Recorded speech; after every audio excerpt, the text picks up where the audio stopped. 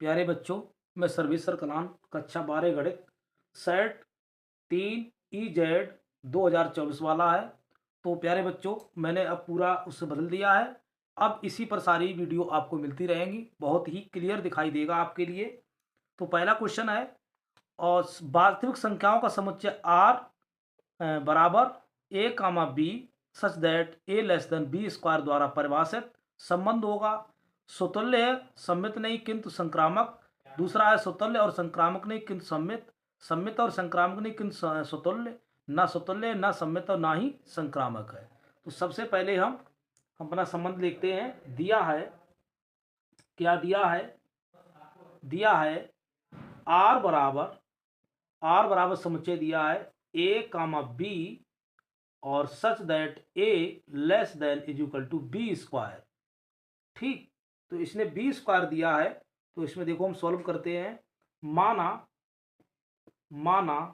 R बराबर क्या लेंगे? A कामा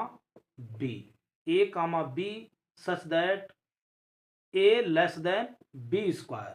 ठीक, अब इस पर हम कोई संख्या ले लें, कोई वास्तविक संख्या लेंगे। तो इसमें R बराबर हम कोई वास्तविक संख्या लेंगे, तो माना क्या ले लें? A बराबर 1/2। तो 1/2 लेंगे, तो क्या दिया? चूंक यहाँ पर A बराबर B, तो 1/2 less than is equal to 1/2 का होल स्क्वायर। क्या ये सत्य है? क्या ऐसे हम अगर देखें तो 1/2 लेस देन 1/4 बड़ा है परंतु बराबर नहीं है, बड़ा है परंतु बराबर नहीं है। ठीक, अतः 1/2 is not belongs to R, अतः यह स्वतुल्य नहीं है। अतः यह संबंध स्वतुल्य नहीं है, सीधी सी बात। अब हम सम्मित के लिए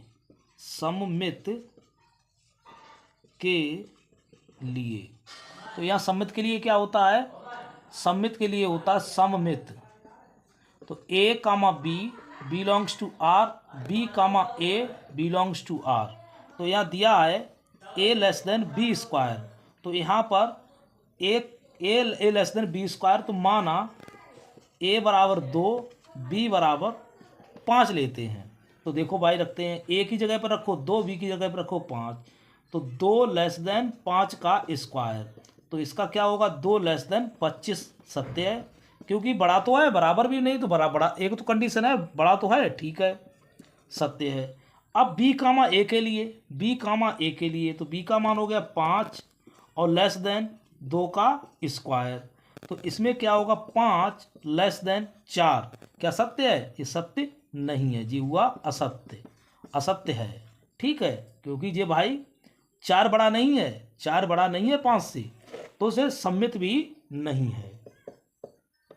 यह सम्मित नहीं है। ठीक, अब सम्मित नहीं है तो एक चीज और चेक करेंगे। अब संक्रामक करेंगे।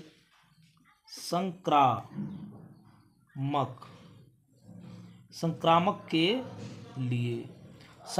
के लिए होती है, संक्रामक के लिए कंडीशन होती A comma B belongs to R, B comma C belongs to R, A comma C belongs to R। ये चीज़ होती है संक्रामक के लिए। ठीक है, तो संक्रामक के लिए कंडीशन देखते हैं हम। संक्रामक के लिए देखो, यहाँ दिया क्या है? A less than B square के लिए हम चेक करेंगे। तो माना A बराबर 2, B बराबर -2, C बराबर 1, C बराबर -1 ले लें। ठीक, C बराबर -1, तो इसमें क्या बनेगा जाके? तो C बराबर इसको करेंगे 2 लेस देन -2 का स्क्वायर।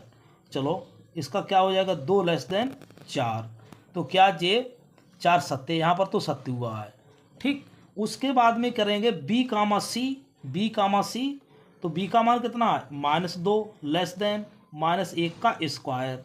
तो क्या -2 1 सत्य है? ये क्या हो गया आपका? असत्य है, असत्य। ठीक है, असत्य हो गया। अब इसमें आगे कंडीशन क्या है? असत्य हो गया। फिर A कामा C के लिए, A comma A comma B के लिए सत्य, बी कामा सी के लिए ए कामा सी, तो 2 लेस देन 2 -1 का होल स्क्वायर, तो यहाँ बढ़ाएंगे इसके लिए 2 लेस देन 1, ये भी आपका असत्य है। तो तीनों कंडीशन हुई, ये तो असत्य हुई। तो दिया हुआ फलन क्या है, देखो दिया हुआ संबंध ना तो स्वतुल्य, ना तो सममित, और ना तो संक्रामक। तो दिया हुआ कथन संबंध विकल्प कौन सा है, चौथा वाला बिल्कुल ही विकल्प राइट है। आप देख सकते हो इसमें कौन सा विकल्प चौथा, ना तो स्वतुल्य, ना सम्मित, ना ही संक्रामक है। तो मैंने आपको पूरा हल करके दिखा दिया। प्यारे बच्चों, आपको वीडियो कैसा लगा? अगर वीडियो अच्छा लगा तो हमारे चैनल को सब्सक्राइब कीजिए, लाइक एंड शेयर कीजिए। तो नेक्स्ट क्वेश्चन की ओर चल रहे हैं। अब क्वेश्चन नंबर 2 पर चल रहे हैं। ए बराबर ए कामा 2 कामा 3, बी बराबर ए कामा बी। तो ए से बी तक फलनों की संख्या तो दिया है 1 का, तो जो 1 का खा, एक के खा में क्या कह रहा, दिया ए बराबर समुच्चय 1 कामा 2 कामा 3, और बी बराबर दिया है समुच्चय ए कामा बी। तो ए से बी में संबंधों की संख्या बराबर क्या हो जाएगी, नंबर ऑफ बी की पावर नंबर ऑफ ए। तो नंबर ऑफ इसमें कितना दिया है ये भी देख लें, आपके लिए बता दें। नंबर ऑफ ए बराबर इसमें दिया है 3 पहले बारे में, नंबर ऑफ बी बराबर कितना दिया 2, तो इसमें कर दीजिए 2 की पावर 3, कितना हो जाएगा 8। तो विकल्प कौन सा सही है, तो दिया हुआ विकल्प दूसरा वाला बिल्कुल ही राइट आंसर है। ठीक, उम्मीद है ये भी बात क्लियर हुई होगी। एक का गा देखते हैं, एक का गा। ठीक, एक का गा में क्या है, लैम्डा के किस मान के लिए, देख लीजिए, लैम्डा के किस मान के लिए सदिश इतने पर लंबवत है -2, लैम्डा का मान पूछ रहा है। तो दिया है ए सदिश बराबर कितना दिया है इसने, तो ए बराबर लैम्डा आई कैप प्लस जे कैप प्लस के कैप, और बी सदिश बराबर दिया है आई कैप माइनस के 4 जे कैप प्लस के 2 के कैप। तो इसमें कंडीशन होती है लंबवत होने के लिए, लंबवत सदिश होने की प्रतिबंध होता है ए डॉट बी डॉट बराबर 0।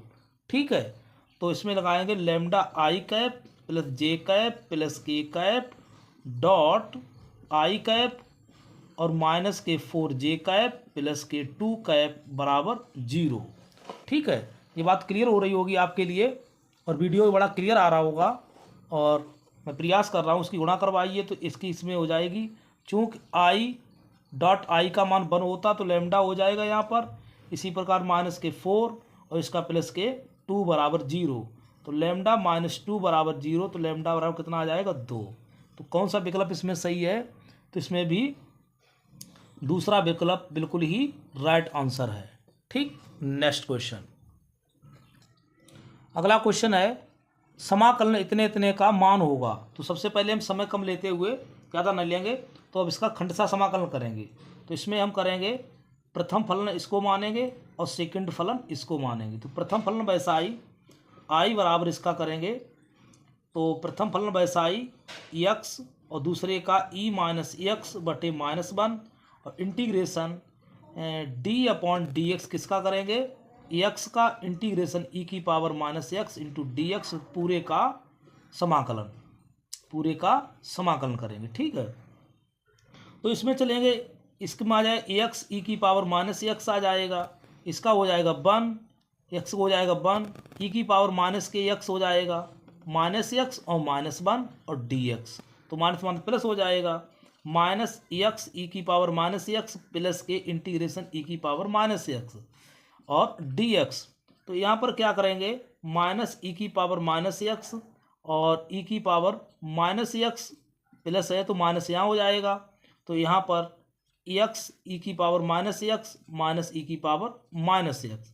तो यहाँ पर हम क्या करेंगे, माइनस ई की पावर एक्स कॉमन ले रहे हैं तो कॉमन लेने पर क्या बच जाएगा, तो एक्स प्लस वन। यही आपका विकल्प, कौन सा विकल्प सही है इसमें आप चयन करें। तो विकल्प इसमें पहला वाला बिल्कुल ही राइट आंसर है, पहला वाला विकल्प भी बिल्कुल राइट है। ठीक, नेक्स्ट क्वेश्चन। अब क्वेश्चन है इसमें अवकल समीकरण D Q by upon D X Q और plus K X D Y upon D X का whole Q plus D Y बराबर लॉग एक्स। इसमें क्या पूछ रहा, कोट पूछ रहा। क्या कोट क्या है, तो कोट सबसे बड़ी तो डेरिवेटिव होगा वही उसकी कोट होगी। तो इसमें अवकल समीकरण में, अवकल समीकरण में कोट कितनी, कोट होगी इसकी सबसे ज़्यादा हाई डेरिवेटिव 3 बराबर 3 और घात कितनी होगी, घात होगी इसकी 2। हाईएस्ट डेरिवेटिव की ही जो घात होती वही बताई जाती है। तो इसमें कौन सा ऑप्शन हो जाएगा, इसमें हो जाएगा पहला, इसमें नहीं दूसरा। तो दूसरा विकल्प बिल्कुल ही राइट आंसर है। उम्मीद है ये भी आपको क्लियर हुआ होगा। छोटे छोटे क्वेश्चन थे 1 नंबर वाले, अब आगे चल रहे हैं। अब 2 का अंगा देखते हैं। प्रोबेबिलिटी ए बराबर इसमें दिया है प्रोबेबिलिटी 2pa बराबर प्रोबेबिलिटी बी बराबर 5/13, प्रोबेबिलिटी ए अपॉन बी बराबर 3/10। तो probability A intersection A union B का मान ज्ञात करना है। तो अब हमको ए यूनियन बी ज्ञात करना है। तो हम जानते हैं, इसमें सॉल्व करेंगे तो प्रोबेबिलिटी ए यूनियन बी, तो प्रोबेबिलिटी ए यूनियन बी ज्ञात करने के लिए होता प्रोबेबिलिटी ए प्रोबेबिलिटी बी और माइनस के प्रोबेबिलिटी ए इंटरसेक्शन बी। ए हमको ज्ञात होना चाहिए। अब हम क्या करें, प्रोबेबिलिटी दिया है, ए भी मिल गया बी भी मिल गया, इंटरसेक्शन बी। तो चूंकि हम जानते हैं एक नियम होता है प्रोबेबिलिटी ए अपॉन बी बराबर होता है, तो probability A intersection B upon probability B. ठीक, इसको याद कर लीजिए। तो यहाँ पर एक चीज दी है, प्रोबेबिलिटी ए बराबर इन्होंने दिया है, गुणा करवाओगे तो 5/13 दूनी 26। ठीक, इसको आप साइड कर दीजिए। तो प्रोबेबिलिटी और प्रोबेबिलिटी बी बराबर दिया उसने है 5/13। ठीक, इतनी चीजें मिल गई। अब हम रखते हैं, तो प्रोबेबिलिटी ए बराबर भी दे दिया, इसका मान है 3/10 और प्रोबेबिलिटी ए इंटरसेक्शन बी और बटे बी का मान 5/13। ठीक, अब 5/13 निकालेंगे, imply that probability A intersection B बराबर गुणा करवा दीजिए 3/10 गुणा 5/13। तो क्या हो जाएगा, 5 दूनी 10, तो कितना हो जाएगा 3/26 हो जाएगा, 13 दूनी 26। तो 3/26 हो गया। अब देखो, उम्मीद है आपको क्लियर हो जाए। देखो, प्रोबेबिलिटी ए यूनियन बी बराबर प्रोबेबिलिटी ए का मान कितना दिया था 5/26 प्लस प्रोबेबिलिटी बी का मान 5/13 probability minus probability A intersection B का मान कितना दिया था 3/26। तो इसका लासा ले लीजिए, तो इसका हो जाएगा 5/26 प्लस के 2 गुणा 5/13 दूनी 2 गुणा 13 कर दीजिए माइनस 3/26। तो 5 दूनी 10, 5 प्लस 10 माइनस 3/26। तो क्या बनेगा जाके, तो 15 में थे 3 गए 12, 12/26 काट दिए, 2 छंग 12 और 13 आ जाएगा। तो इसका जो मान आएगा 6/13 आएगा, प्रोबेबिलिटी ए यूनियन बी का मान। उम्मीद है ये भी बात आपको क्लियर हुई होगी। बहुत ही क्लियरिटी दिखाई दे रहा है और बहुत ही साफ वीडियो आपको मिलेगा, सारी चीज़ आपको क्लियर होगी और रजाई में भी आप इसे पढ़ सकते हैं। ठीक है, अब क्वेश्चन नंबर 3 का ए बराबर इतना बी बराबर इतना, तो ए भी ज्ञात करना है। ठीक है, तो बहुत शानदार क्वेश्चन है, आराम से सोल्व करिए इसके लिए। देखो, हम ए बी निकालेंगे, ए बी बराबर, तो सबसे पहले ए का मान रख लीजिए भाई आप यू का, -1 2 3 4 -2 5। बी का मान रख लीजिए, बी का मान है कितना 2 1 6 7 और 5 और 3। ठीक, तो इसकी हम गुणा करेंगे तो इसमें इसमें चलते हैं। ठीक है, तो क्या हो जाएगा आप भी बना लीजिए, तो -2। ठीक है, आर सी का नियम लगाते हैं, आर सी का। तो देखो पहले आर और C1, R1 C1, तो -2 एकम 2 2 छंग 12 और तिपच 15। ठीक, इतनी बात आपको एक आरसी का मिला है। अब इसमें चलेंगे -1 और 2 सत्ते 14 और 3 तिया 9।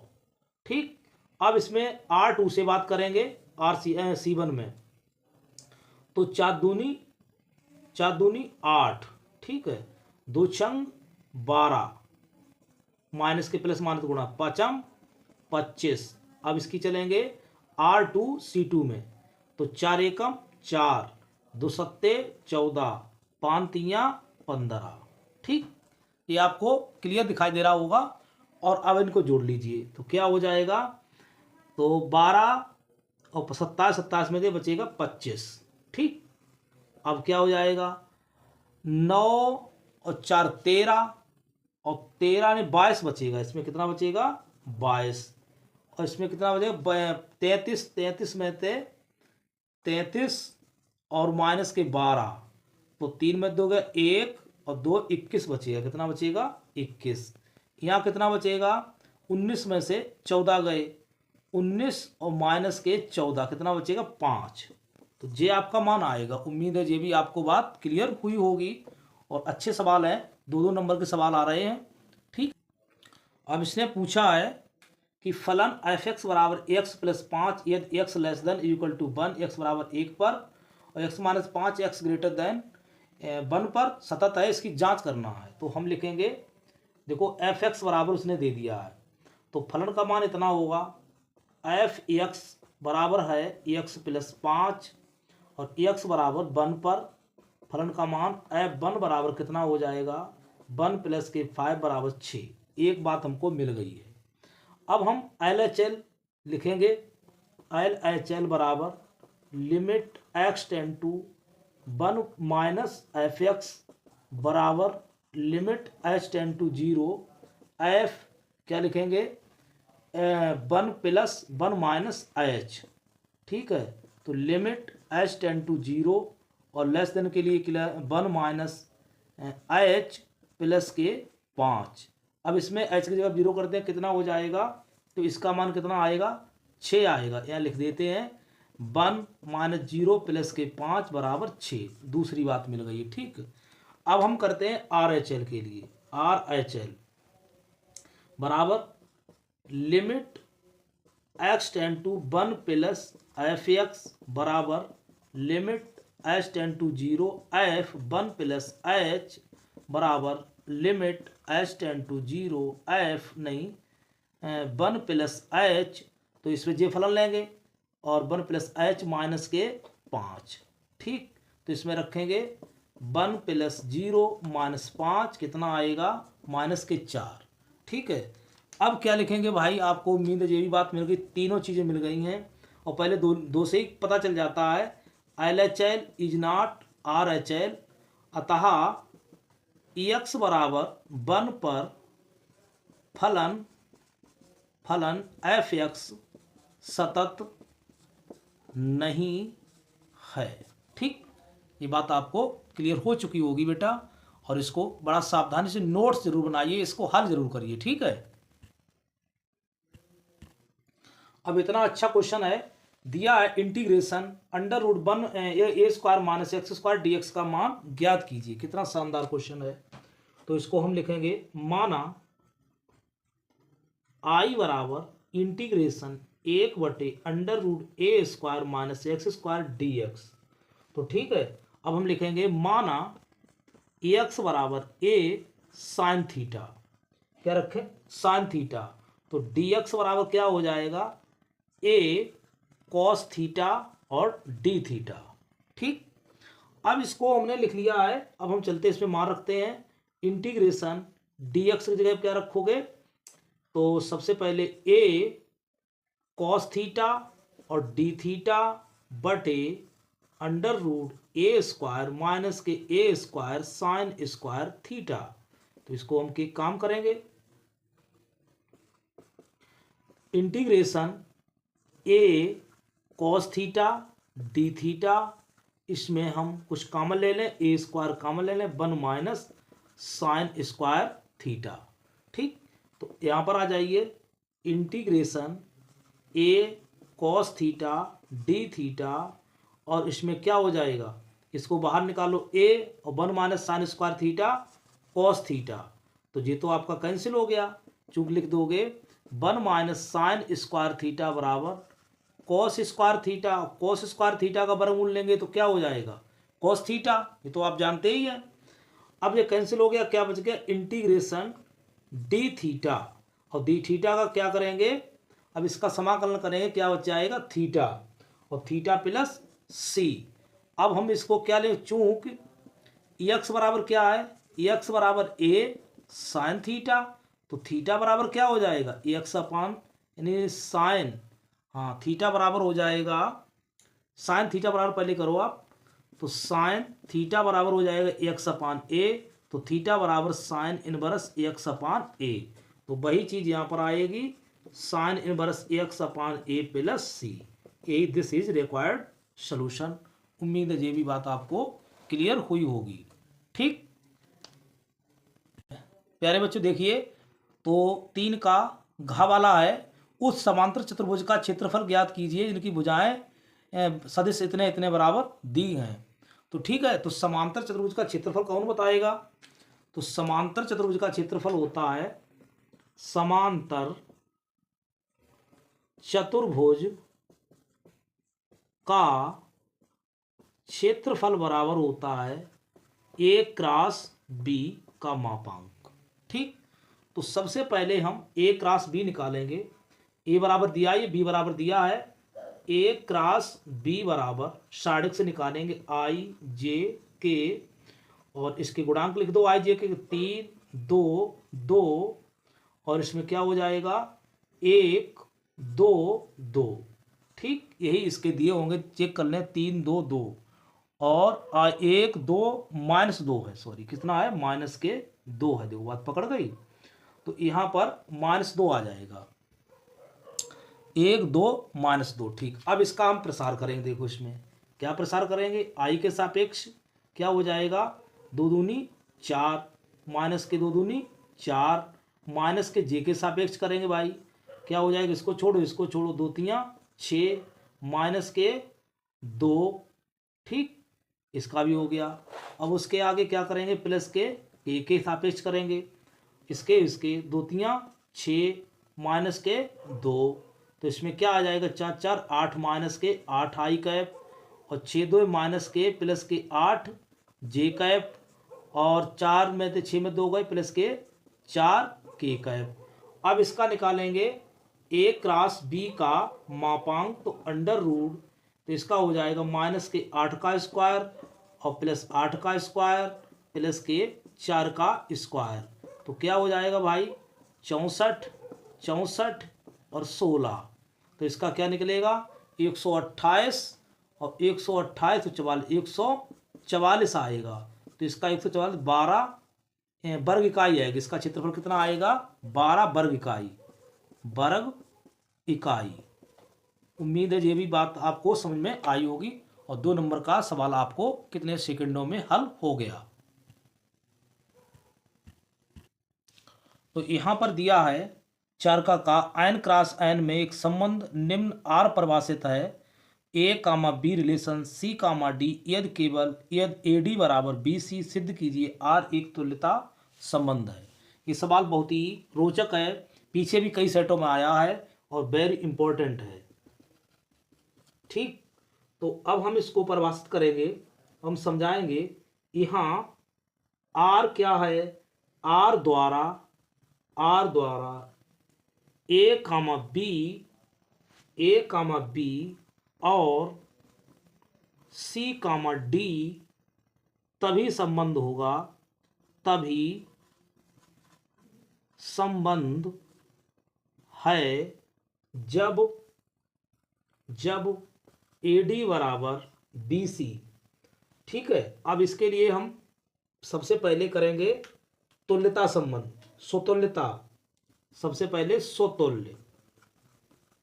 स्वतुल्य कब होगा?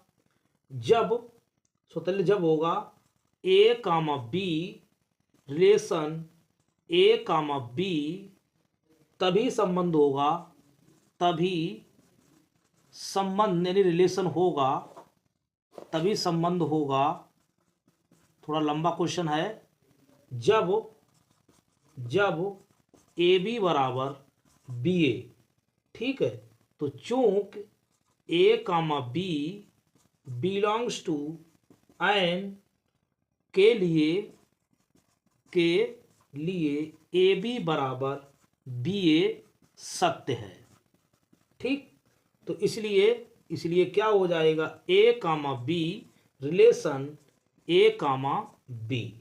ठीक है, तो एक बात आपको मिल गई। इसलिए यह संबंध स्वतुल्य है।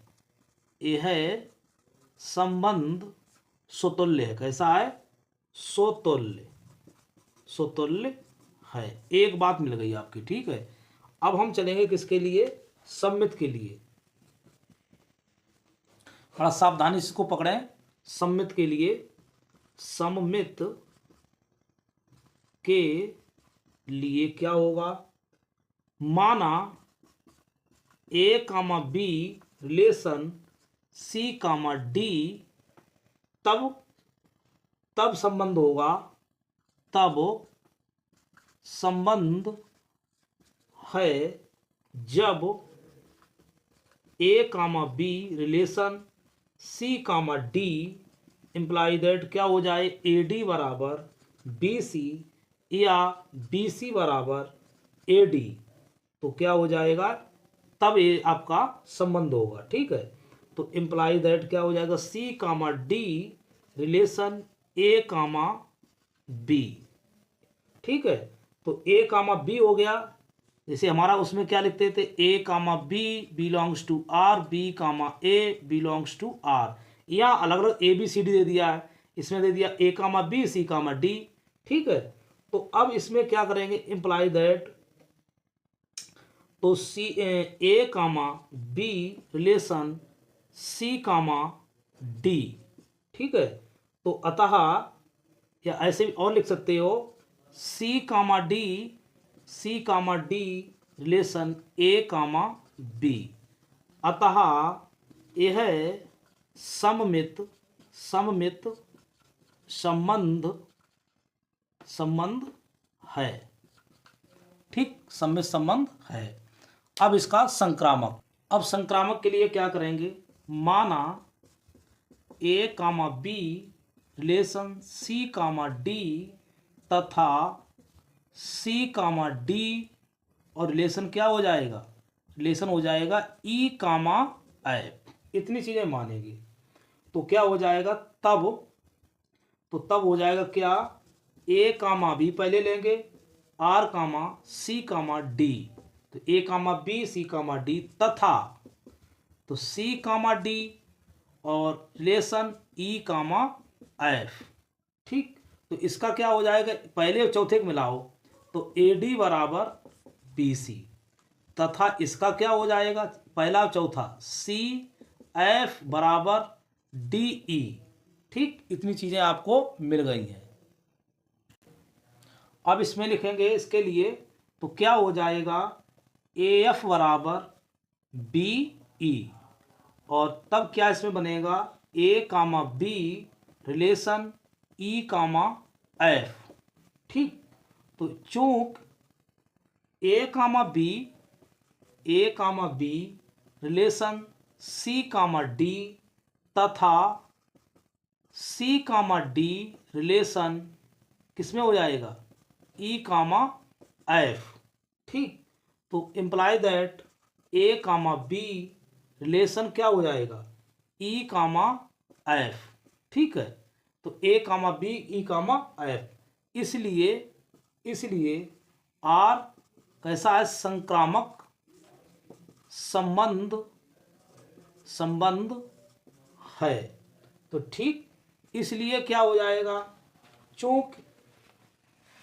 चूंकि एन क्रॉस एन सुतुल्य भी है, सममित भी है और संक्रामक भी है, इसलिए एन क्रॉस एन एक तुल्यता संबंध है। अब 2 नंबर के क्वेश्चन ने जान निकाल ली, कहीं कहीं 5 नंबर का भी मिलता है। बताओ, बोर्ड भी हद कर देता भाई ये। तो बेटा इसको कई बार करना, कम से कम 3-4 बार इसके करोगे, तब आपको प्रैक्टिस में ये क्वेश्चन आपका आ पाएगा। ठीक है, नेक्स्ट क्वेश्चन हम आपको दे रहे हैं। इसको बेटा भली बात 4-5 बार, इसको कम से कम 4 बार करो, इसके लिए 4 बार, तब आपको समझ में आ पाएगा। ठीक, नेक्स्ट। अब क्वेश्चन नंबर 4 का खा, एफ एक्स बराबर एक्स स्क्वायर प्लस के ए एक्स प्लस 1, ए का न्यूनतम मान ज्ञात कीजिए। देख लीजिए, इसमें भी दिया है। तो 4 का खा, तो इन अंतराल दिया 1,2 में फलन एफ एक्स प्रदत्त फलन वर्धमान है।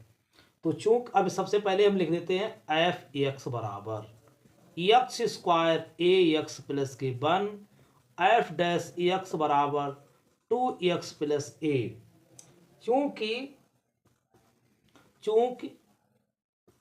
एफ एक्स फलन कैसा है, एफ एक्स फलन वर्धमान है। जब वर्धमान है तब क्या होना चाहिए, तो इसलिए F dash x greater than 0। ठीक, तो एफ डैश एक्स जगह पर रख दो मान, तो 2x प्लस ए ग्रेटर देन 0। तो पक्षांतर करेंगे, इसके लिए क्या हो जाएगा, 2x ग्रेटर देन बराबर माइनस के a। ठीक है, तो इसमें क्या हो जाएगा, x ग्रेटर देन माइनस के a बाई 2। अब इसमें दिया उसने अंतराल दिया क्या है, a का न्यूनतम मान ज्ञात करने के लिए a का न्यूनतम मान ज्ञात करने के लिए क्या करेंगे, इसका दिया इसने, तो इसका अंतराल होता है, अंतराल कितना होता है, इसे दिया 1 less than x less than 2, क्योंकि इसमें अंतराल उसने दे दिया पहले ही से, देखो आपको दिखाई दे रहा होगा। तो इसमें x का मान भर दें, तो हमें न्यूनतम अधिकतम मान के लिए करेंगे 1 लेस देन x का मान कितना है, माइनस के a बाई 2 और लेस देन 2। ठीक, तो हमें न्यूनतम मान लेना कम से कम, तो लिखेंगे 1 लेस देन माइनस के 2 a बाई 2, तो माइनस गुणा करेंगे इसमें दोनों ओर, तो इनक्वलिटी बदल जाएगी, तो इनक्वलिटी भी बदल जाएगी। ठीक, तो इसमें गुणा कर देंगे माइनस के a ग्रेटर देन माइनस के, यानी a का हो जाएगा, इसमें क्या करवाएं भाई, इसमें लगा दीजिए माइनस गुणा करवाओगे तो माइनस के 1 और a, ठीक, बटे 2, तो इसमें बदल जाएगी, बिल्कुल माइनस गुणा करवाएंगे, माइनस गुणा करवाने पर बदल जाती है, तो माइनस के 1 ग्रेटर देन a बाई 2, तो इसमें हो जाएगा a का मान क्या हो जाएगा, लेस देन माइनस के 2।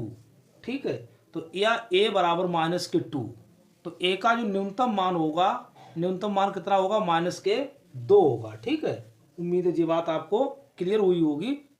a का मान कितना आया, माइनस के 2। ठीक, क्योंकि अंतराल उसने दे दिया। अधिकतम मान कितना हो जाएगा, अधिकतम मान पूछे तो कितना हो जाएगा, अधिकतम मान 4 हो जाएगा, तो उसकी कोई ज़रूरत नहीं है।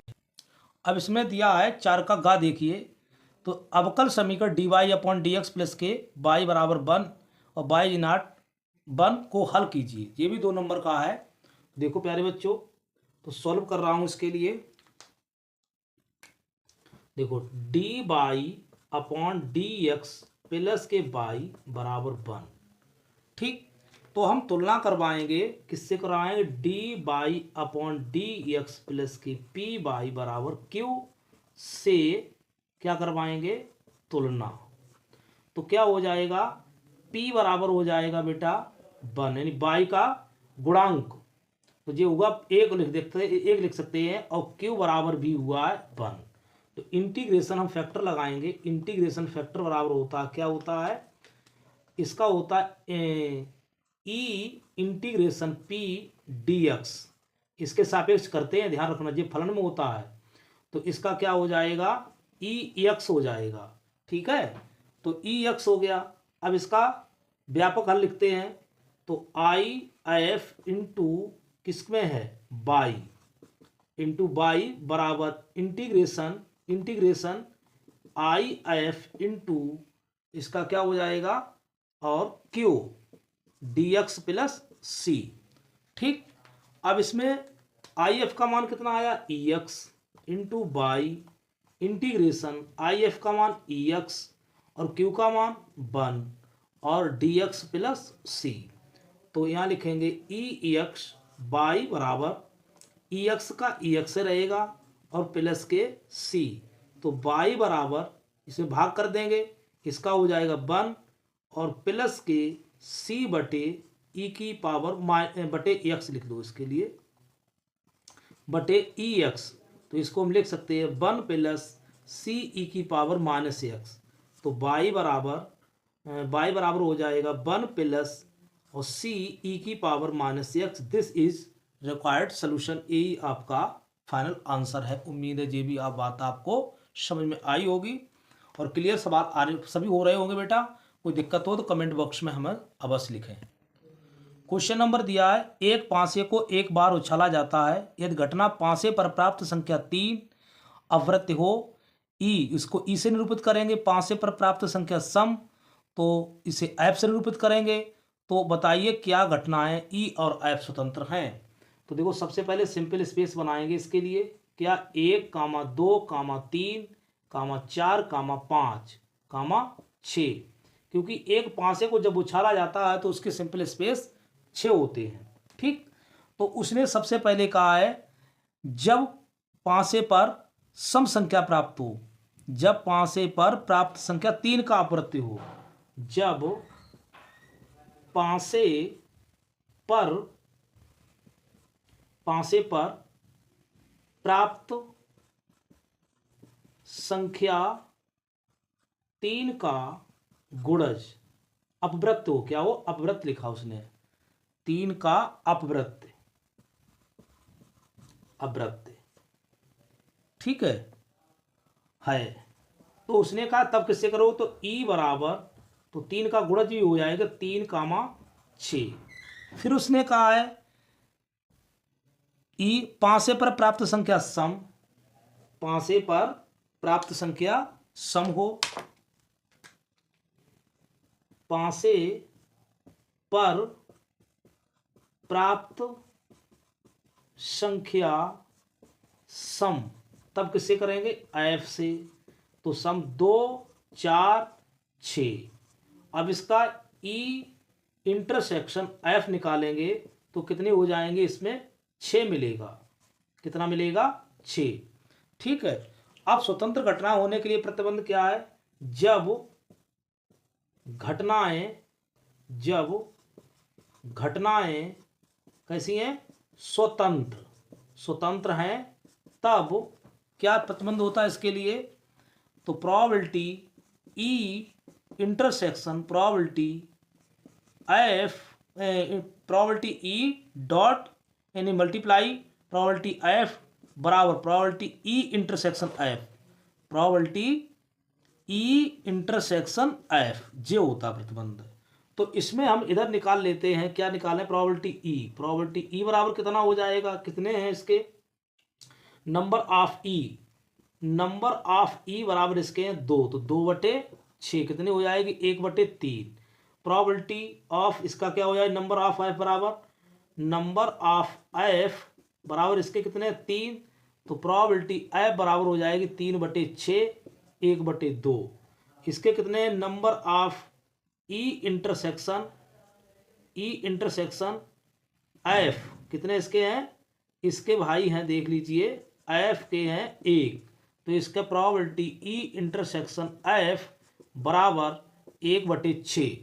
अब देखिए आप प्रतिबंध लगा के, अब इसमें प्रोबेबिलिटी ई कितना है 1/3, प्रोबेबिलिटी एफ कितना है 1/2, प्रोबेबिलिटी ई के इंटरसेक्शन एफ कितना 1/6, तो 1/6 बराबर 1/6, यही हमारी प्रयोक्ता का प्रतिबंध था। ठीक बेटा, उम्मीद है ये भी बात आपको समझ में आई होगी, और अगर कोई समस्या है तो हमें कमेंट बॉक्स में अवश्य लिखें। तो हमने ये आज नई विधि आपसे नए पैटर्न से पढ़ाना शुरू किया है, और आपको जल्दी भी वीडियो क्लियर होती रहेंगी। अगर कोई डाउट है तो हमें कमेंट बॉक्स में अवश्य लिखें। तो इसी के साथ में जय हिंद जय भारत।